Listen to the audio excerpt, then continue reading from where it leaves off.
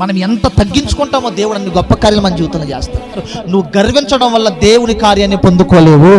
ఈ ఆయిర్ ఎవరు అనుకున్నారు? సమాజ మందిరానికి అధికారి అయ్యుండు కూడా యేసయ్య పాదాల మీద పడి యేసయ్యను బ్రతిమలాడుతున్నాడు. అవునా?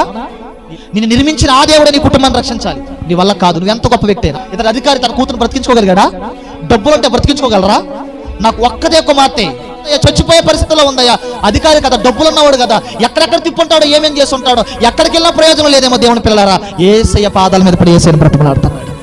యేసయ్యను బ్రతిమలాడుతున్నాడు. నా కుమార్తె నువ్వు తప్ప బ్రతికించే వాళ్ళు ఎవ్వరూ కూడా ఈ లోకంలో లేరయ్యా.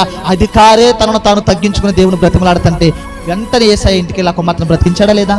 నువ్వు ఎలాంటి గొప్ప స్థితిలో ఉన్నా నిన్ను నీవు తగ్గించుకుని నీ బిడ్డల కొరకు, నీ కుటుంబం కొరకు, నీ పరిస్థితుల కొరకు, అయ్యా నాకు ఈ జీవితంలో నాకు ఈ కార్యం చేయవా నాయన అడిగితే, దేవుని బ్రతిమలాడితే దేవుడు నీ జీవితంలో గొప్ప కార్యము జరిగించునుగాక.